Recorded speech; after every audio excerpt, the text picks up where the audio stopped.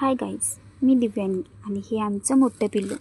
हा स्कूलला जात आहे. आज याची शनिवारी 12ची शाळा असते. शनिवार असल्यामुळे आमचे हे हनुमान मंदिरला जातात. म्हणलं 2 दिवस झालं चांगलं ऊन पडलं तर सोबत जाऊन येऊ. आणि हे आमचं छोटं पिल्लू कधी आमची पाठ सोडत नाही. दुपारचं स्कूल होतं तरी बंग करून त्याला आमच्यासोबत यायचं होतं. नको म्हणलं तरी ऐकतच नाही. त्याच्या हट्टापुढे कोणाचं काय चालतंय होय. म्हणलं तू पण चल.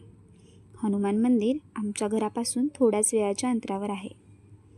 तसं चालत जायला खूप वेळ लागतो, पण गाडीवरून आम्ही पटकन आलो. सकाळ सकाळी मंदिरात आल्यावर अगदी असं कसं फ्रेश वाटतं. चला तर आलो आम्ही आत्ता सध्या हनुमान मंदिरात. आमची ही गाडी पार्क करत होते तो प्रियंका म्हटला आपण थोडासा मंदिराचा शूट करून घेऊ. शूट तर झाला.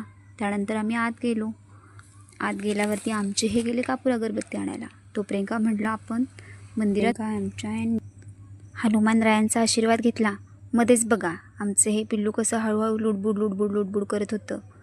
काय माहिती त्याला काय पाहिजे होतं, पण त्याची लुडबुड चालूच होती. मग म्हटला साखर पाहिजे. त्याला कुठे पण गेल्यावर काहीतरी खायचंच असतं. त्याला साखर दिली. त्यानंतर आम्ही कापूर आणि अगरबत्ती दाखवून घेतली. देवाला परत एकदा नमस्कार केला. म्हणलं आता प्रदक्षिणा घालून येऊ. मंदिरात थंडगार वातावरण वाटत होतं. मागच्या बाजूचा आशीर्वाद घेतला. प्रदक्षिणा घालत असताना आमच्या ह्यांचं बघा कॅमेरामध्ये बघून काही चालू असतं. तर इकडे तिकडे आमचं बाळ कुठं दिसत नव्हतं. बघितलं तर कुठंच दिसत नव्हतं. मग हे गेले हनुमान चालिसा वाचायला. तो प्रियंका बघा आमचं बाळ इकडे काय करते, कोणत्या प्रकारचा नमस्कार घालते काय माहीत. तुम्हाला जर माहीत असेल तर कमेंट करून नक्की सांगा. तर चला भेटू परत पुढच्या व्लॉगमध्ये. व्लॉग आवडला असेल तर एक लाईक नक्की करा.